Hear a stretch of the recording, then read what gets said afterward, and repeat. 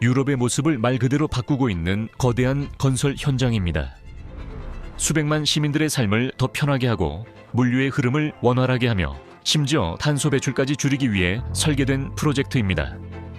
하지만 스칸디나비아에서 지중해까지 5,000km가 넘는 구간을 따라 매끄럽게 연결하는 통로를 만들어내는 이런 놀라운 업적을 어떻게 이뤄낼 수 있을까요?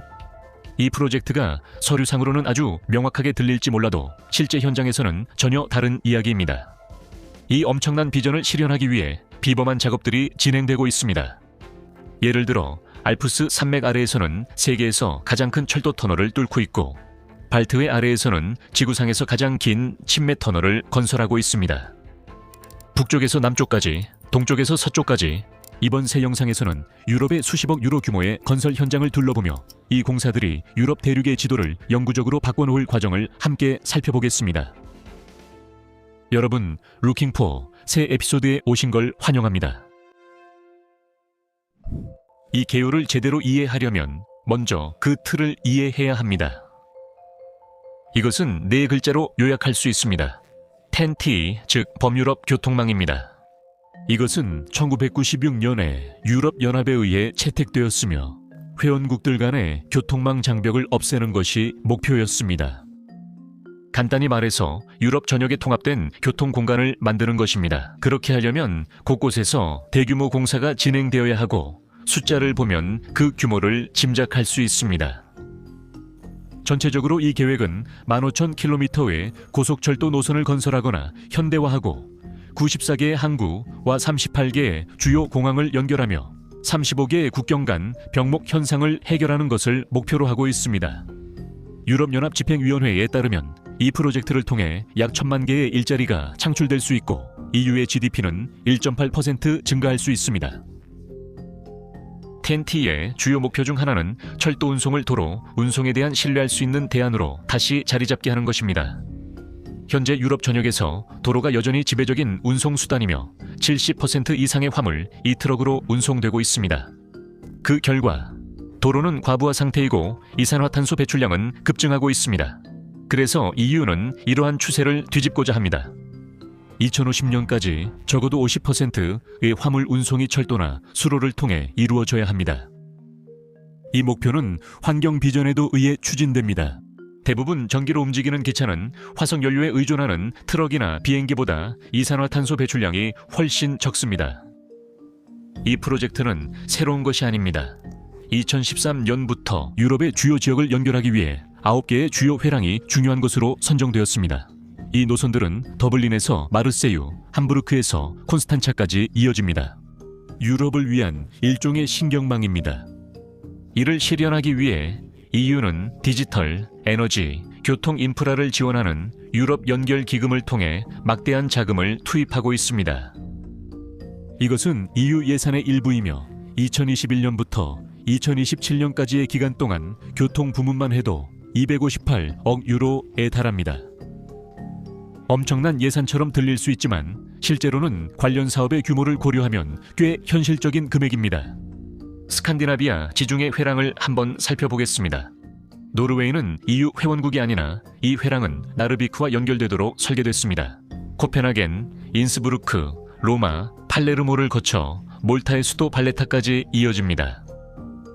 이 회랑은 대륙을 가로질러 뻗어 있으며 사람과 기계를 동원합니다. 특히 알프스 깊은 곳과 발트해 아래 두 지점에서 이루어지는 사업은 모두 거대한 도전입니다. 첫 번째는 북쪽에서 시작되며 2029년에 개통되면 세계에서 가장 긴 침매 도로 및 철도 터널이 될 예정입니다. 덴마크와 독일을 연결하는 페어만 터널은 엄청난 시간을 절약하고 물류에 혁신을 가져올 것입니다. 오늘날 덴마크의 루드비 항구에서 독일의 페어만 반도에 위치한 푸트가르덴까지 이동하려면 두 가지 선택지가 있습니다. 하나는 45분 동안 정해진 시간표와 제한된 수용량의 페리를 타는 것이고 다른 하나는 육로로 우회하는 것입니다.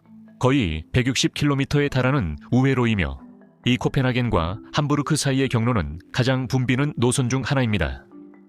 여름 성수기에는 줄이 엄청나게 길어질 수 있습니다. 페리 운영사에 따르면 2025년 6월부터 8월 사이에 거의 300만 명의 승객이 이용할 것으로 예상되며 단 3일 동안 15만 명에 달하는 승객이 몰릴 때도 있습니다. 여기에 화물은 포함되지 않은 수치입니다. 상황이 심각해 일부는 시간을 아끼려고 코펜하겐과 함부르크를 비행기로 이동합니다. 이 과부하된 시스템을 해결하기 위해 독일과 덴마크는 오랜 협상 끝에 2008년에 터널을 건설하기로 합의했습니다.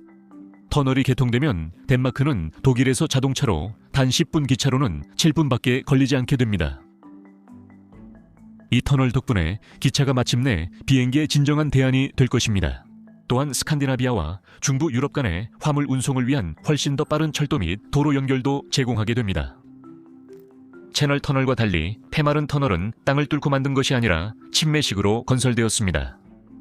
이 터널은 해저 40m 아래에 있습니다. 길이 200m의 방수함체 89개가 예인되어 트렌치에 침설되고 조립된 후 바다 아래 40m에 설치될 예정입니다. 이와 같은 침매 터널을 설계하는 것은 매우 섬세한 작업입니다. 왜냐하면 매우 구체적인 제약 조건을 충족해야 하기 때문입니다. 예를 들어 터널 구획은 운송 중에는 떠 있을 만큼 가벼워야 하지만 해저에 고정될 만큼 무거워야 합니다. 일단 잠기면 이들은 원격 조종 로봇이 설치한 자갈층 위에 놓이게 되며 이 자갈층이 기초 역할을 합니다. 완벽한 기초를 만들기 위해 발트해 해저의 18km 길이의 트렌치가 굴착되었습니다. 약 1,500만 입방미터의 퇴적물이 육지에서 굴착되었습니다. 팀들은 덴마크 해안에 마련된 전용 공장에서 89개의 거대한 터널 함체를 만들고 있습니다. 각 표준 함체은 길이 217m, 너비 42m, 높이 9m입니다. 각 함체의 무게는 73,000톤이 넘으며 이는 에펠탑 금속 구조물 무게의 10배에 달합니다. 이들은 철근 콘크리트로 만든 거대 구조물입니다. 공장 자체도 그만큼 인상적입니다. 건설 현장은 500헥타르가 넘는 면적을 차지하고 있습니다. 내부에는 6개의 자동화된 생산 라인이 방수터널 함체를 만들고 있습니다. 로봇들은 매주 1,500톤의 강철을 음악에 맞춰 용접합니다. 공장 전체적으로 36만 톤의 강철과 320만 입방톤의 콘크리트가 사용될 예정입니다. 2025년 2월까지 89개 구간 중 9개가 완성되었으며 이 중 7개는 표준 구간이고 2개는 특수 구간으로 전체 터널의 약 10%에 해당합니다. 첫 번째 부재는 2024년 5월에 타설되었으며 2024년 6월 17일 덴마크의 프레데리크 10세 국왕에 의해 중공식이 거행되었습니다. 그 중공식은 70억 유로 규모의 이 프로젝트에서 침매 단계의 시작을 알리는 행사입니다. 덴마크가 대부분의 비용을 부담하고 있으며 40개국에서 온 3,500명 이상의 노동자들이 참여하는 거대한 공사 현장입니다. 일단 내려지고 방수 연결부로 연결되면 이 구간들은 연속된 터널을 형성하게 되며 이후 해류와 선박의 닻으로부터 보호하기 위해 퇴적물과 암석으로 덮이게 됩니다. 터널은 총 4개의 별도관으로 구성되며 2개는 단선 철도관이고 2개는 2차선 도로관입니다.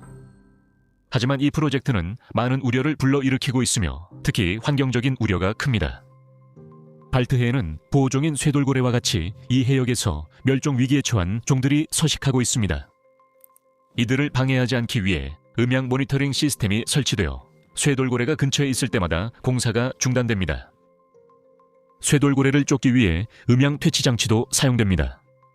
터널 경로를 따라 서식지의 일부를 잃게 되는 해양 생물들에게 새로운 보금자리를 제공하기 위해 인공 암초도 조성될 예정입니다.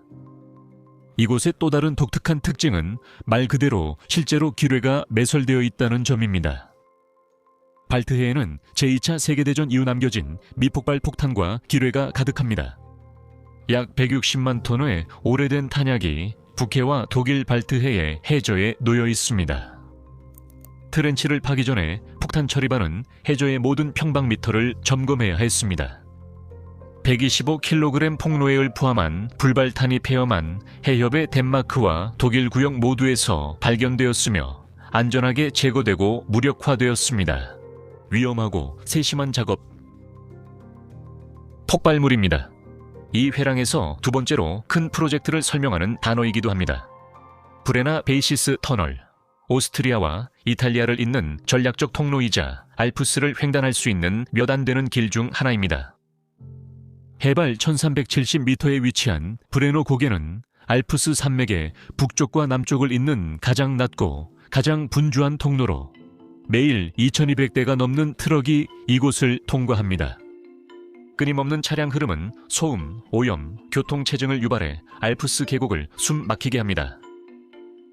이탈리아의 이자르코 계곡과 오스트리아의 티롤 지역 주민들은 수십 년 동안 이로 인해 고통받아 왔습니다. 그래서 오스트리아와 이탈리아는 과감한 해결책을 내놓았습니다. 산 위 대신 아래로 가자고 했습니다. 완공되면 브레너 베이스 터널은 세계에서 가장 긴 철도 터널이 될 것이며 길이는 64km에 달합니다. 이 터널은 현재 57km로 기록을 보유하고 있는 스위스의 고트하르트 베이스 터널을 능가하게 됩니다. 그리고 참고로 그 프로젝트의 엔지니어링 비밀이 궁금하다면 제 영상 설명란에 관련 영상을 링크로 남겨두겠습니다.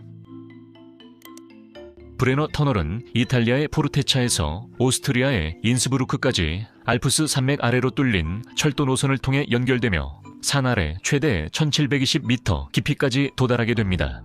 여객 열차는 시속 250km로, 화물 열차는 시속 120km로 운행될 예정입니다.